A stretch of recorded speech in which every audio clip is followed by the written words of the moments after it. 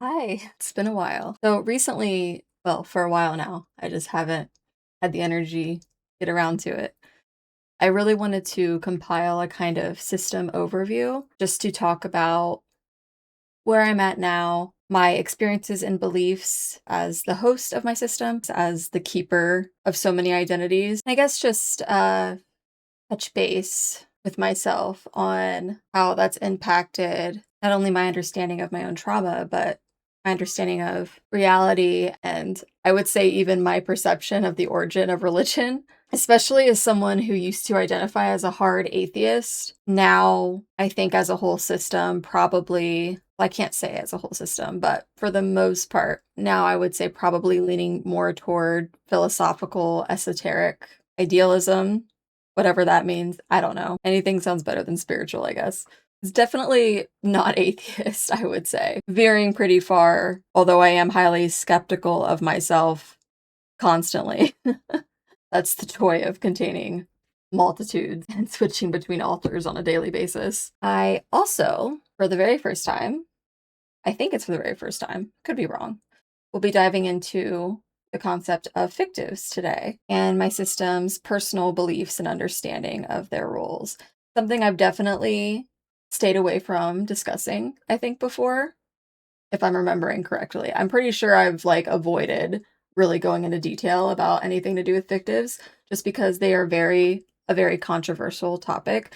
Not so much amongst DID systems or within the DID community because it's a very well documented, known phenomena. But people outside of that community who aren't diagnosed with DID and aren't professional, studied, and educated, and working with individuals with DID tend to look at people who have fictives as these people are crazy and they are fakers and whatever else they feel like calling them that day. So I really wanted to dive into my own experience and personal understanding of how fictives form and what that means for us and what their role is and why it's not as crazy as the general public likes to make it seem. It's just something that's uncomfortable. And we don't like to look at uncomfortable things for too long without making fun of them or being mean.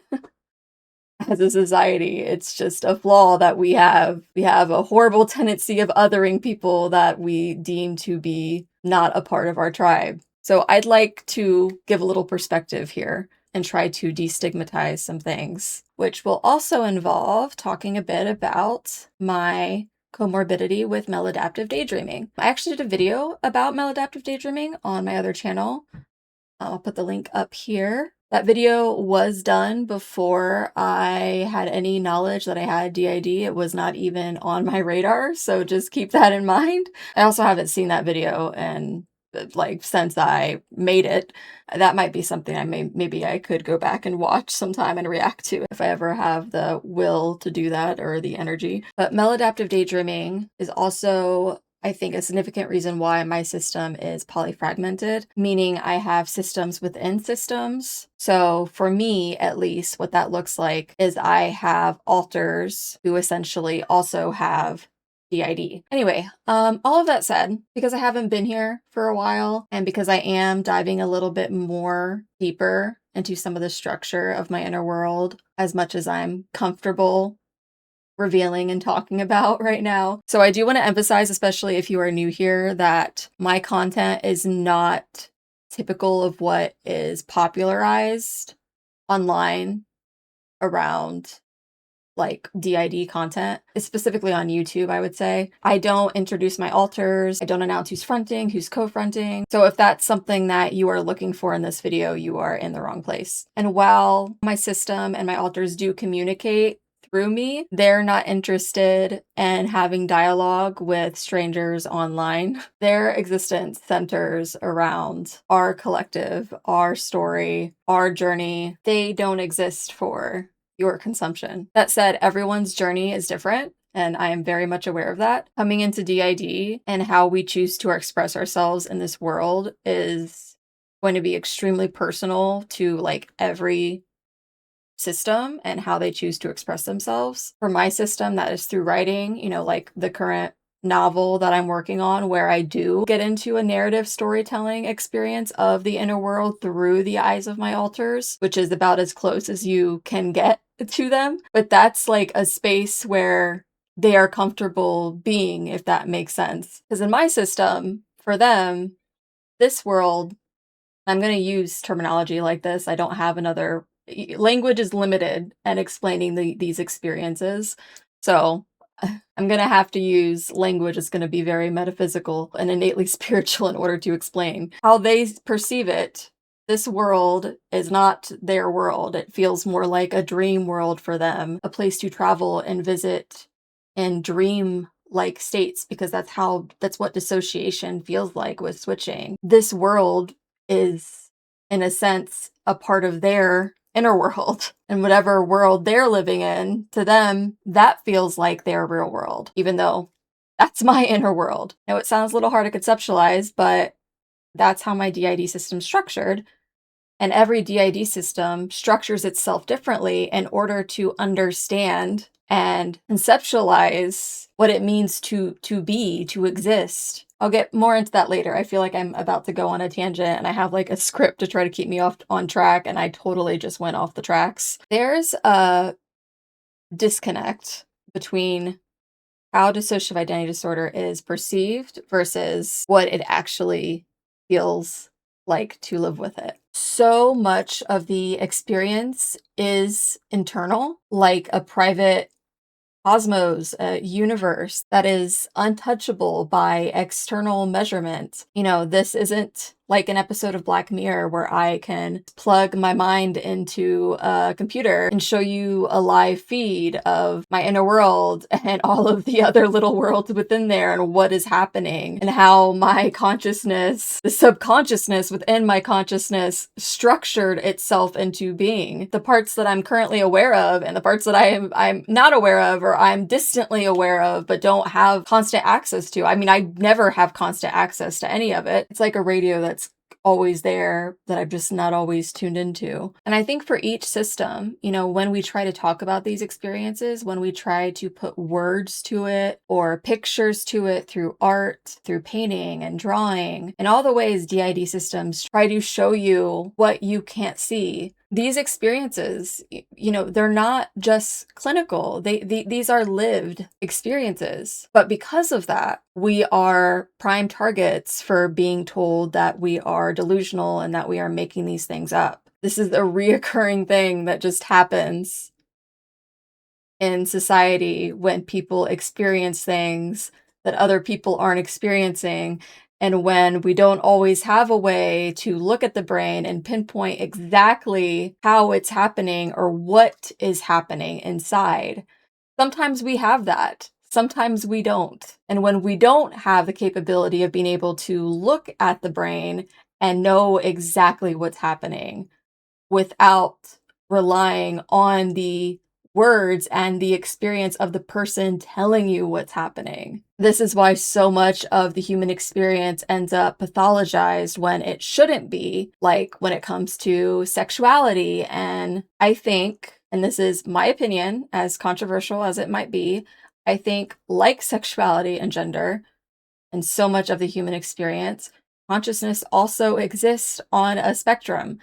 I don't feel like this should be controversial. I feel like should be just a well-known stated fact. Our perceptions, our experiences do not exist on a binary. Why would our consciousness? If the polarities were like singular and DID, I would think that there's probably a whole lot of stuff in between that we haven't really figured out or put an exact name to yet, because identities make us really uncomfortable as a society. We don't like people not fitting in boxes. We don't like people not being typical. We don't like people not being able to integrate into society in a way that makes us not question everything we thought we knew about what it means to be human. We don't want to think about how it is we think or question our gender or sexuality. So when other people have these experiences and talk about them and they make us uncomfortable, we tend to lash out at them and villainize them. And I think this has been happening with DID systems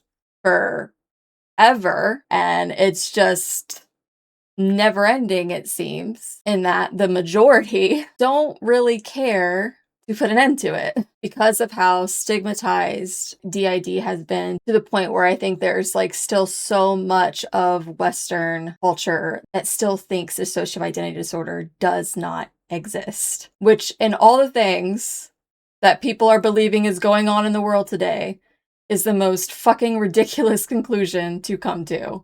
I feel like I'm going crazy trying to understand how what feels so obvious to me is not fucking glaringly obvious to the rest of the world right now. Anyway, moving on.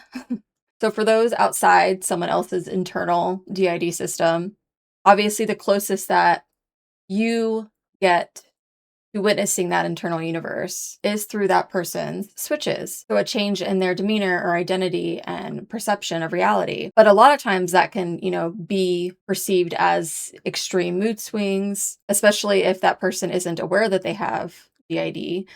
But if they are, they might be comfortable introducing themselves or telling you who they are. I would say for the majority, that's not the case, even if most DID systems are covert. I know that's not what's popular online, but I think people also tend to forget that people that are introducing their alters online are typically alone in a room talking to a camera.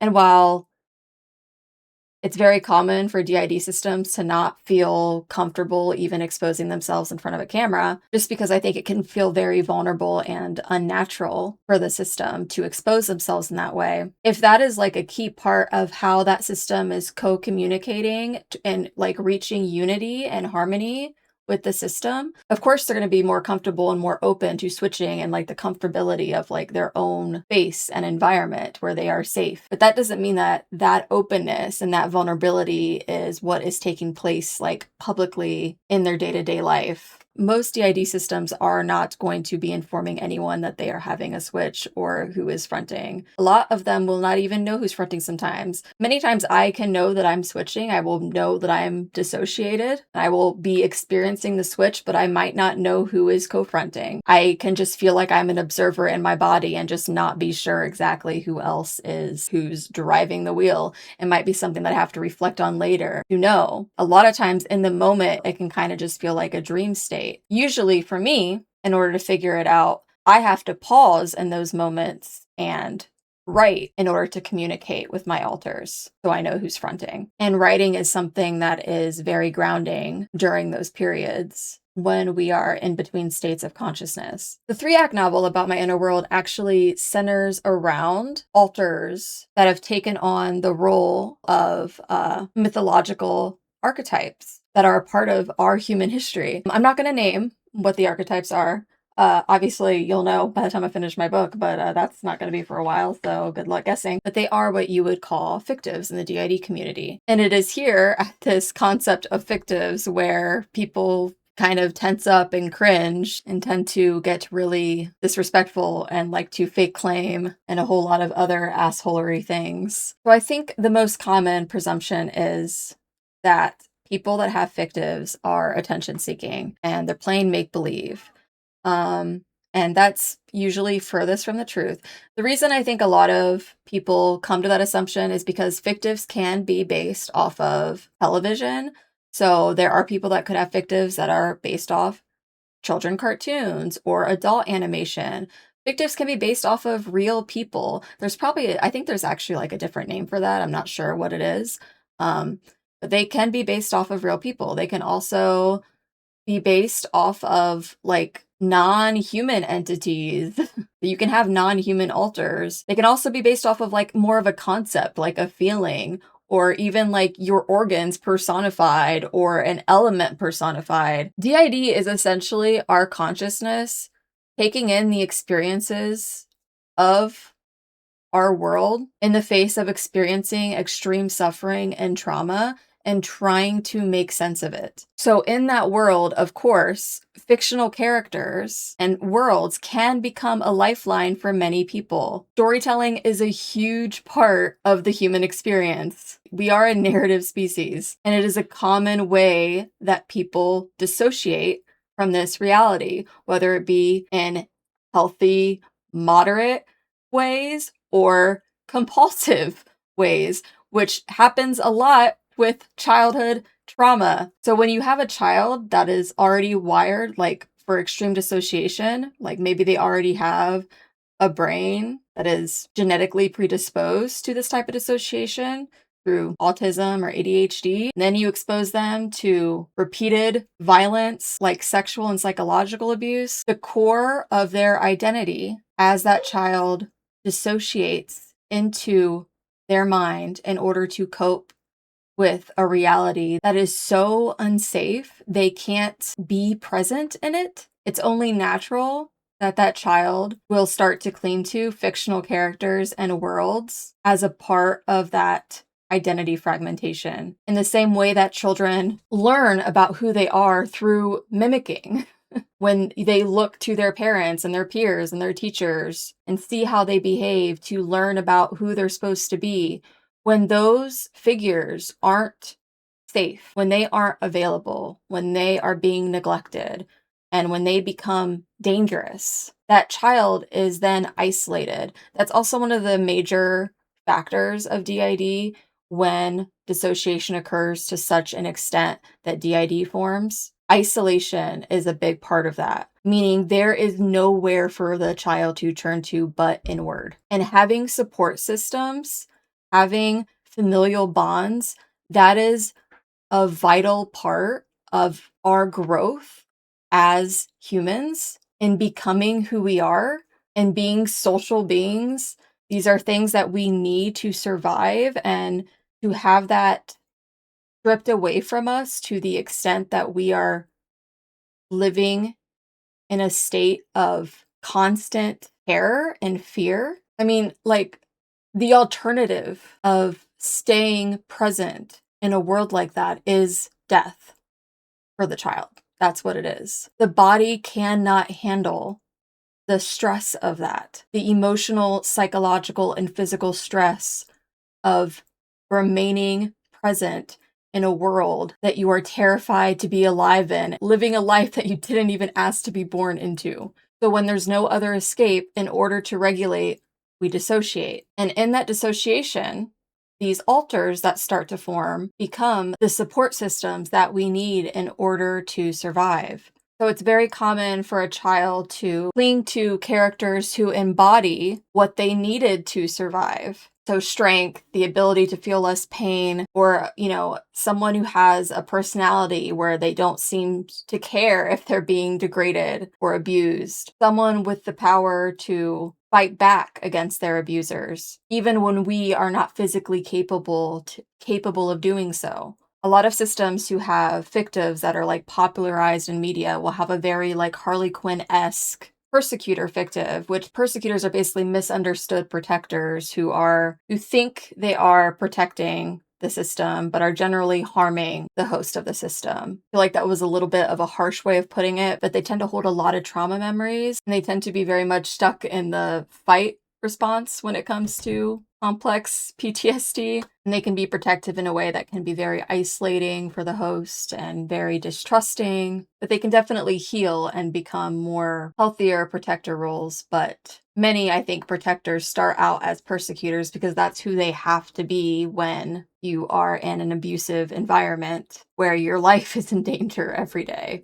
You don't get the privilege of playing nice with someone who could potentially kill you. And their role is to kind of absorb all of that trauma and pain so that the child doesn't have to, and to keep the system safe from those things repeating, which means they can lash out or make drastic choices if they feel like the system or the body is in danger. I think to further explain the intensity of this and sort of how the dissociation occurs, or can occur, at least in my experience, is to also distinguish from normal childhood imagination and dissociation. So, as I said earlier, for me, a lot of my dissociation included maladaptive daydreaming, which became a core part of my DID and the creation of my system, I believe, because I think I started dissociating this way in maladaptive daydreaming in my infancy. At least that's what I was told. I was told that this was something that happened, that started happening when my mom had custody of me, which was when I was a baby until the time I was 2 years old. And then obviously it kept happening. It didn't stop when my mom lost custody. And unfortunately, my father and his partner at the time got the benefit of blaming everything on my mom when it came to the behaviors I was exhibiting that were very clearly behaviors of an abused child. Anyway, the way I would describe maladaptive daydreaming would be like having a virtual reality headset, but without the headset. So it is total, all consuming immersion into your mind. From as early as I can even remember, every possible free moment that I had that I could get away with doing this was spent in basically dissociative catatonic states. The way that I would do it changed as I got older, but I know when I was little, it was a lot of hand flapping and a lot of spinning around in a circle. But I would do it for hours and hours, and I would talk to myself. And I started doing it in my crib. So obviously, at that age, I didn't yet know that it was something that needed to be hidden or anything. So it wasn't something I could control. It was happening as a way to regulate myself. But it was happening at a level that was, I guess you could say, dysfunctional, but under the circumstances, it was the only way to keep me functional because I was in such an unsafe environment. So that was the only way to regulate my body. And as I got older, even when my mom lost custody and I moved in with my dad before my grandmother moved out, it wasn't something I learned how to control yet or hide. I mean, I don't remember how intense it would have been once I was out of the living situation with my mom. I imagine it probably would have gotten better, being that I loved my grandma and I loved being with her. But obviously, as soon as that shifted, I'm sure it changed. I know one of my triggers was being in front of a television, though. So obviously, seeing stories playing out on the TV were a way to help trigger my dissociation. And I know as I got older, I was like not allowed to watch TV for this reason because I couldn't. That was one of the things that I couldn't always control when I was young. But then what they didn't realize is I started reading at a really young age, and that became a new way for me to dissociate. And I also learned to hide it by only stimming and spinning in circles or pacing back and forth and flapping my hands when they weren't around. Although I still was getting caught and then abused for it, but I did start trying to hide it. It also became something that they were really embarrassed by if I did it in public. He had a few choice words that they like to call me a lot to try to get me to stop doing it, which in public, I mean, it would have just looked like me stimming, honestly. I think I just flapped my hands around. Probably the most disturbing thing for them is sometimes like the talking to myself and making faces. Like it was, I mean, yeah, obviously it wasn't normal. It was atypical. It was definitely neurodivergent, and no one in my family knew how to respond or how to deal with it. And, it didn't exactly help that I was in a really unsafe situation and I was being extremely abused. And I think it got to a point where they knew that. And I feel like in some ways they were taking advantage of what was happening to try to make it seem like I was not capable of telling the difference between fact and fiction or fantasy from reality. Because there were also multiple times that I tried to tell someone about what was happening, and every time they found a way to lie their way out of it. So I think keeping me in this state and using it was also to their benefit. And a lot of the psychological games were probably deliberate in order to try to break my psyche even further. So for me, when I would go into this inner world, it's like, I mean, like I said, it is essentially like playing a VR game just without the VR headset. There's this like avatar perception or version of you that is sort of inserted into this mental simulation that's being created in the subconscious. And in your daydream, you are interacting with this world that you've created and playing out these stories and scenarios and trying to understand your reality through this subconscious experience. But when that's paired with DID, these daydreams, these identities,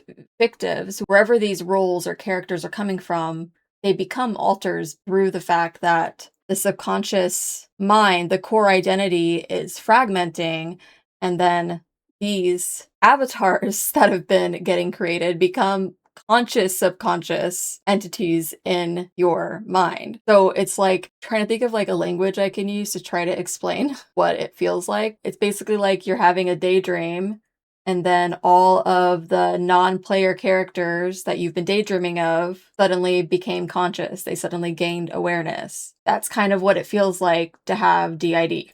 It's realizing that all of the perceptions that you've been daydreaming about, that you've been thinking of, that you've been communicating with, they're not merely thought experiments. They have split into identities within themselves. They are independent identities who are existing within your subconscious. And now you have a system who is basically dreaming of itself into existence and can have its own world and reality parallel to your own, but it's inside your mind. So it's like a simulation in your mind. Again, when I'm using this language, but I'm not necessarily using it in a way that has to be taken literally. I'm using it because language is limited in how we explain these experiences. And this is, I feel, the best way I know how to try to explain something to someone who does not have DID in a way that I think maybe they could understand. So this is how, systems form. And then, or I should say, this is how systems can form, because I'm not speaking for everyone. Want a disclaimer there. I'm mostly speaking for myself here. But this is how systems can form and develop deeply intricate inner worlds. And sometimes, like in my case, polyfragmented systems, where you have alters who in their own internal reality have created their own alters, meaning they have DID. So they have their own subconscious. So you have, in your subconscious, you have an alter who has gained consciousness, and now they have a subconscious, and now they have a DID system, and they've created alters. You see what's happening?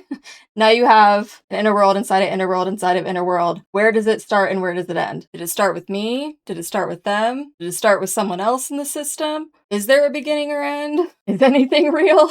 Am I real? That's basically what it feels like to be an alter. That's what it feels like to have DID. Waking up and realizing you have DID isn't just realizing that you have alters. It's coming to the realization that you may not be the original you. Like me as Brina, I wasn't always here. An identity formed inside of my subconscious before I became the host of my system. Now, that doesn't mean that I haven't experienced all that I've experienced in this body, and that I'm not obviously responsible for all my actions here on Earth.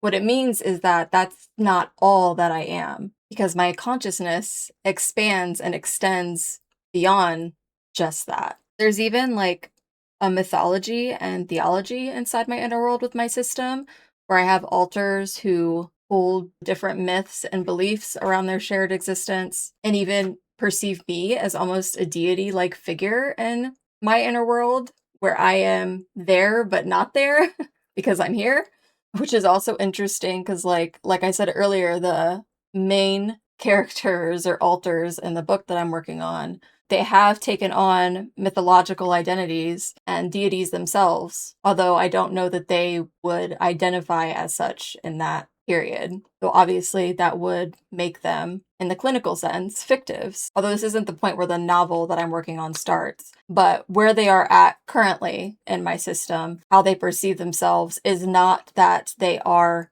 the original mythological archetype. They see themselves as an archetype, like in the collective consciousness. They are this archetype through the lens of Brina B. Rice. Kind of like in the way that if you were to play a video game and you are playing a specific character, you are perceiving that character through your perception, but you are internalizing that through your mind's eye and downloading their experience as a part of your experience, but through you. Kind of like that with like an alter who is a fictive and who becomes aware that they are a fictive. Their understanding of their existence is not that they are any less real than me. It's that they are an archetype of consciousness being expressed specifically through this lens. It's their own way of kind of, I think, conceptualizing an idea of the multiverse in a way. But also, like, what is an alter if it's not just an emergent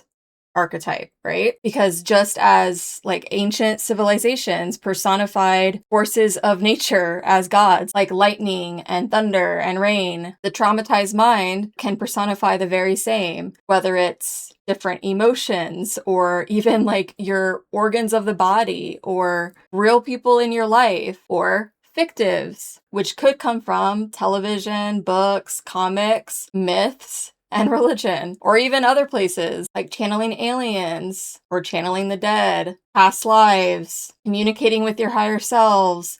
Do any of these sound familiar? But DID doesn't exist, right? It's a fake disorder.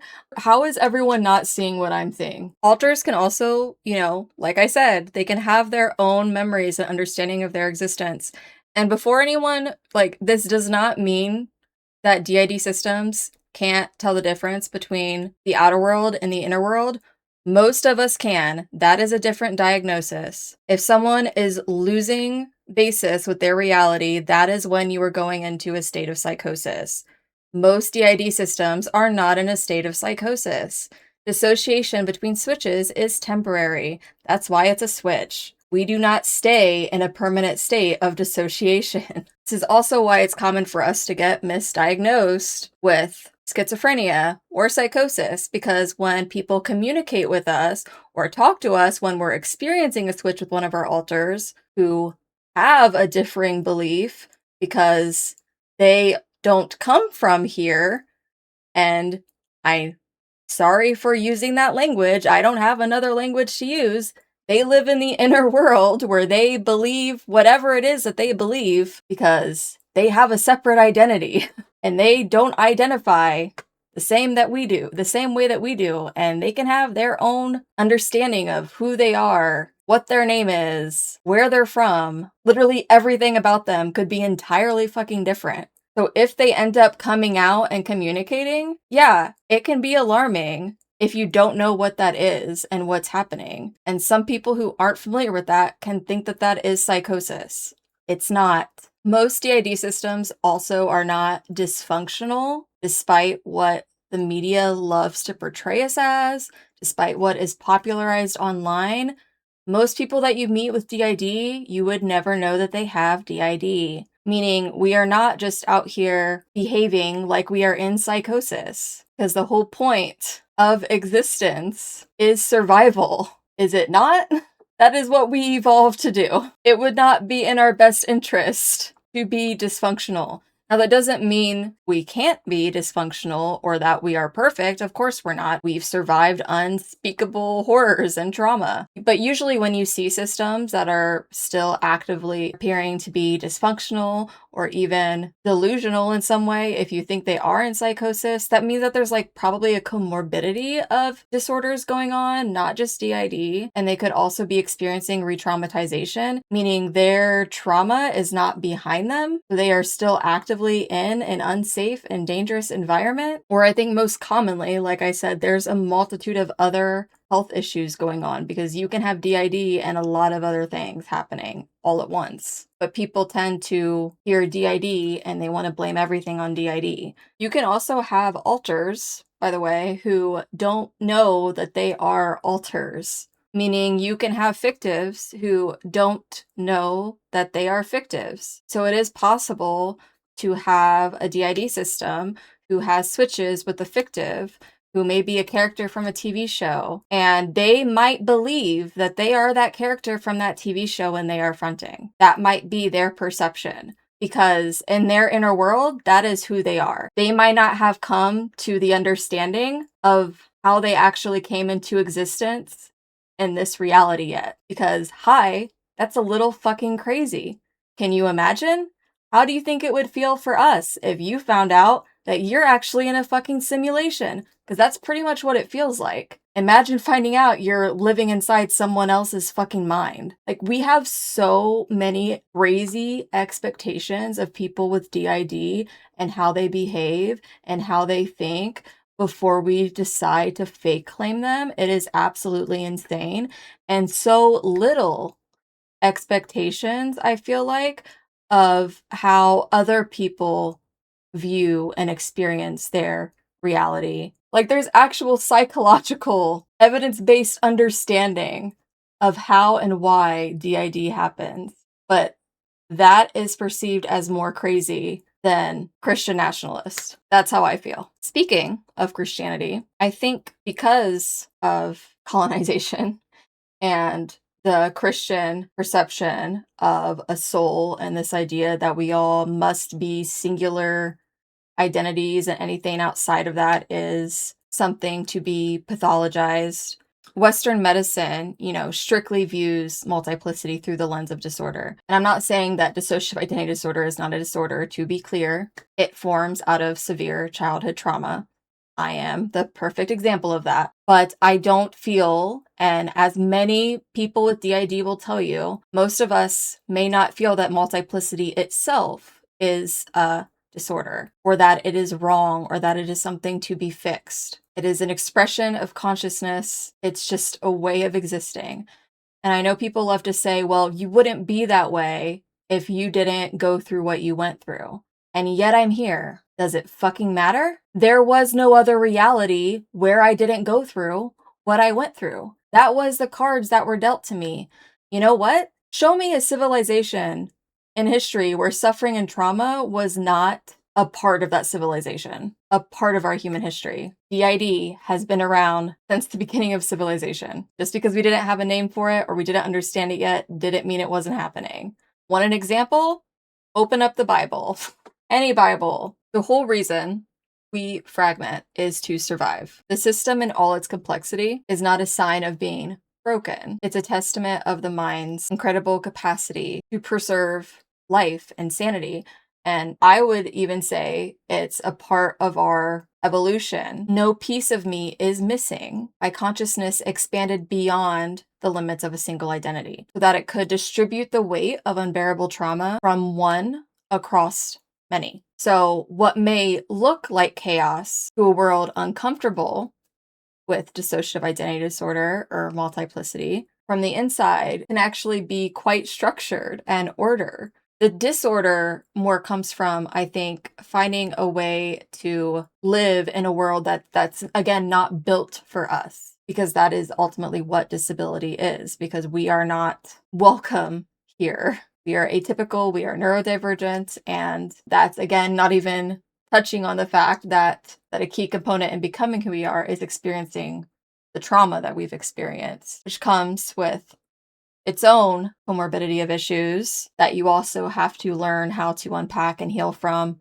through the lens of DID, which takes a different level of training and understanding when you're seeking therapy and treatment if you didn't have DID. That said, standard treatment for dissociative identity disorder is no longer final fusion, meaning it is not to try to force the system to mold itself into one singular identity. That is not even believed to be possible for most DID systems. That is a very outdated practice and belief. Not saying it can't be possible, but it's not possible for everyone, and it's certainly not a goal. It can happen, but not every system is structured like that. And usually when your mind has formed in a way that is multiplicit, that is never just going to go away, which means there's like always a possibility that there's other alters that you didn't know you had, or other alters are going to form, because DID doesn't just stop with childhood trauma. Once your consciousness has wired itself in that way, it doesn't just unwire itself. That is how your mind has structured itself into understanding its reality,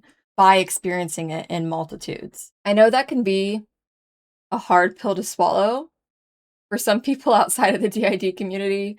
A lot of people feel like we should just try to conform. A lot of people are uncomfortable with the idea of, I guess, entertaining the beliefs of our alters when it comes to who they identify as, or where they feel they come from, what their inner world is like, how it's structured, whatever, etc. Which all of this goes against treatment for dissociative identity disorder.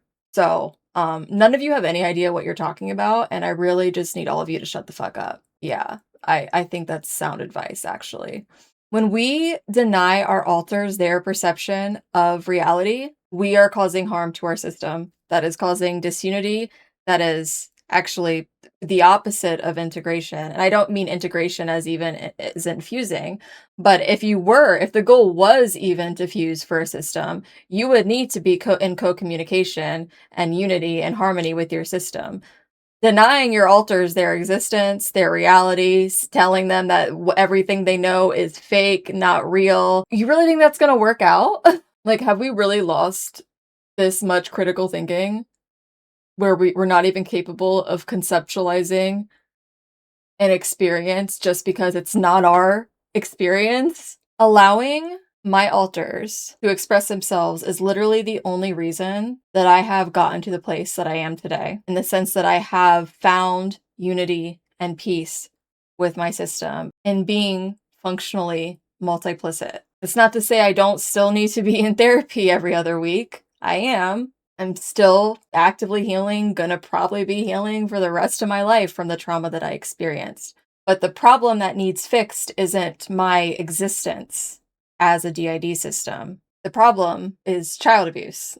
And the only thing I'm accountable for is my own healing journey. And healing does not mean conforming to society. Every aspect of the human experience exists on a spectrum. It is not a binary. Our very existence as DID systems proves the idea that we all must only perceive a single monolithic perception of existence it's an illusion. We don't have to exist like that. Says who?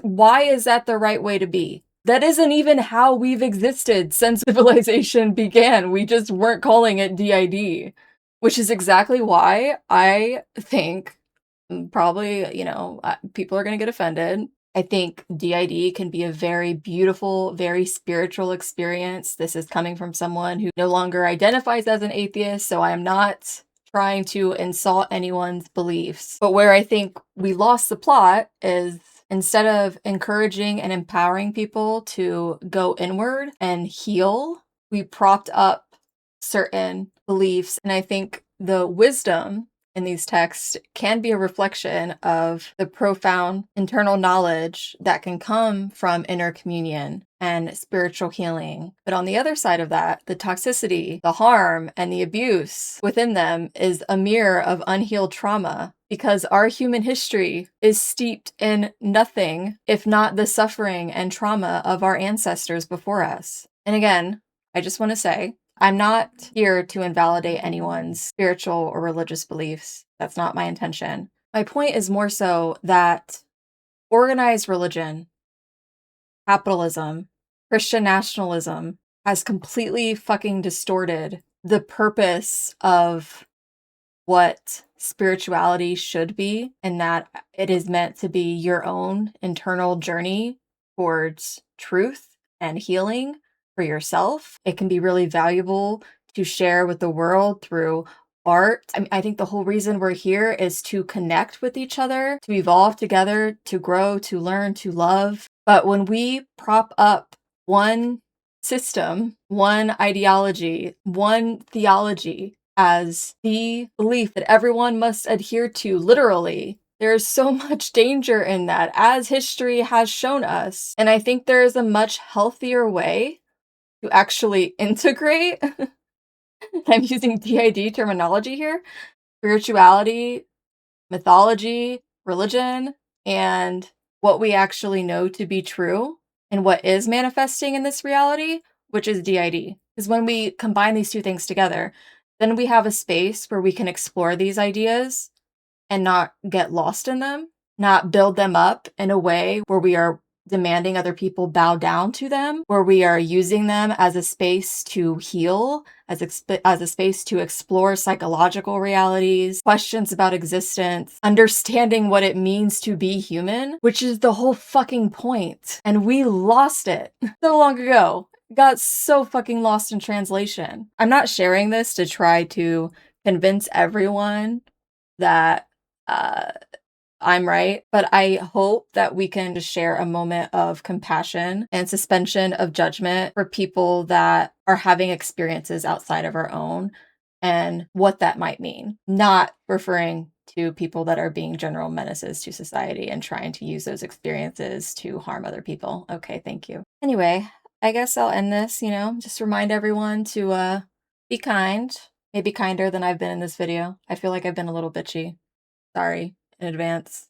Or not in advance. In advance because I haven't published this video yet, but you're watching the video as I say this, so that doesn't make sense. Anyways, I'm sorry. Um, also, be kind to people who are different and maybe a little more hesitant to speak with authority about things that exist outside of your own experience. Because someone's life and someone's internal truth, it's not just a theory for people with DID. It is a lived experience. It is another way to perceive reality. And sometimes our reality contains multitudes. Stay open, stay curious, and I will see you next year probably. Bye.